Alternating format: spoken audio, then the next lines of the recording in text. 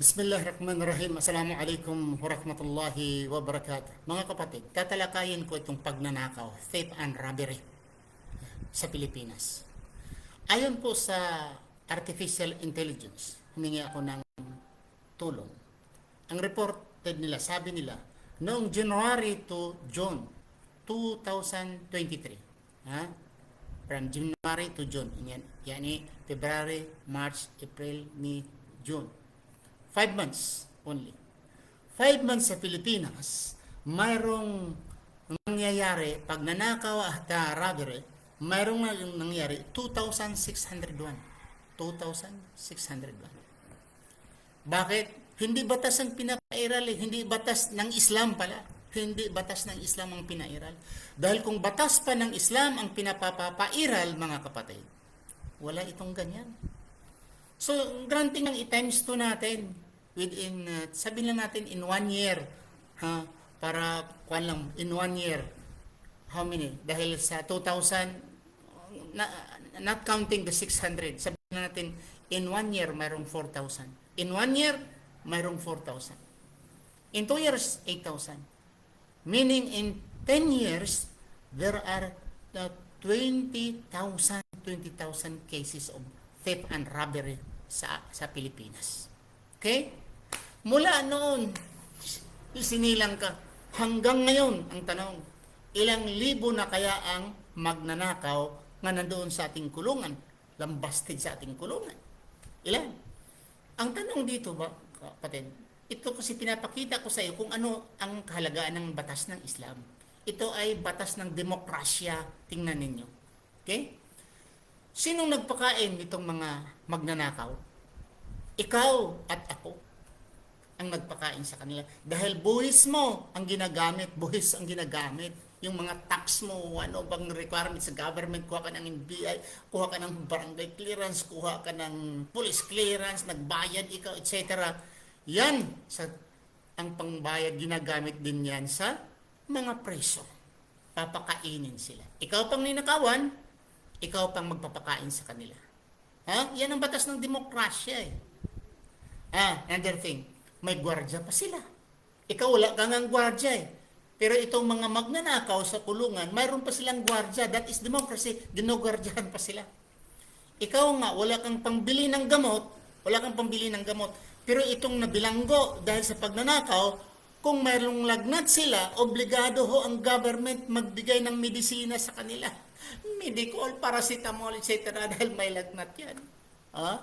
Kung may operasyon, tuli, etc. May mga supot na preso. Ay, gasto ng gobyerno ito. Pagkain. Granting, mga kapatid. Ang isang tao, kaya sabihin mo lang, ang isang tao, 150. 50 bawat kain, 50 pesos. Bawat kain, 50 pesos. Bawat tao. Kung mayroong 40,000, hindi ko na bilangin, milyon-milyon na yan. Ang hirap, mga kapatid. Ang nagpakain nito, ikaw at ako. Painumin sila ng tubig, ikaw bumibili ka ng tubig. Kung ako pala kung ganito ang gobyerno sa Pilipinas, na ang magnanakaw, you have to protect sa mga magnanakaw, you have to respect, you have to what? Sa mga bilanggo, kailanganin nila, bigyan mo. Mas mabuti pa lang, mga kapatid, tayong lahat ng mga mahihirap, 1 day, 1/8, 1/8 lang, isang kain lang sa isang araw, hala, magnakaw tayo at papasok tayo sa kulungan. Dahil sa kulungan, 3 bisis ka kakain, libre lahat, di ba? The system that is a Christian government, is a democratic government, encourages sa mga tao para magnakaw. Hindi ba dyan kasama yung nadyan sa legislative body? Hindi pa yan House of Representatives, hindi pa kasama dyan. Yan ang House of the Senate, hindi pa kasama dyan. Naku, kung putulan ng kamay ng magnanakaw, aywan ko kaya, kung mayroong House of Representatives mo natitira na may 2 kamay, aywan ko dyan sa House of the Senate, ilan kaya dyan ang walang kamay? Dahil puputulan ang kamay sa isang magnanakaw in Islamic law, of course, with due process. With due process naman. Di ba ba? Sa pagputol ng kamay, wala nang nabilanggo. Hindi na binabilanggo. 1 month, 2 months, 3 months, wala na. Pag naputulan ka ng kamay, labas ka na. So may pakakainin pang gobyerno? Ha? Mayroon pa kang papainumin? Mayroon pa kang gagamutin? Wala na. Dahil naputulan ng kamay, hindi na sila magstay sa prisuhan. Labas na sila. That is Islamic. May magnanakaw pa kaya? Kung ang 100 nga magnanakaw, naputulan ng kamay, ang isa, dalawa, tatlo na magnanakaw, ang iyong 90 plus, ha? Magnakaw pa kaya? Ha? 10, naputulan ang isa. 10 magnanakaw, isang naputulan sa kanila ng kamay. Magnakaw pa yung 9 kaya? Para maputulan din sila? Wala na. So that is the beauty of Islamic government. Pero yung mga Kristiyano at yung mga politika sa Christianity, ayaw nila i-impose itong putulan ng kamay ang magnanakaw dahil sila rin baka maputulan ng kamay. Di ba? Sabi daw nila, harsh, katakot-takot ang batas ng Islam. Katakot-takot kung ikaw magnanakaw. Kung magnanakaw ikaw, talagang takot na takot ikaw. Pero kung hindi ka magnanakaw, hindi ka takot. Di ba? Batas, example, rapist, batas ng Islam, rapist, putuliig. Ikaw, kung hindi ka rapist, takot ka? Siyempre kung rapist ka, takot ka. Takot ka. Di ba mga kapatid? Kung ang Islam, ang ipapapairal, ayaw nila dahil kayong mga magnanakaw, isa kayo sa haharang sa batas ng Islam dahil mapuputulan din kayo ng kamay. Ha?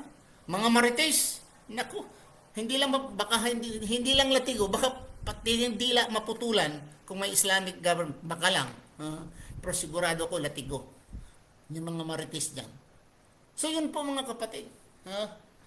Bakit ang mga tao, karamihan sa mga tao ngayon, ayaw nila ang Islamic government dahil talagang sabi lang harsh daw brutal Pag umiinom ka, nalasing ka man o hindi, 80 lashes pag umiinom ka ng alak.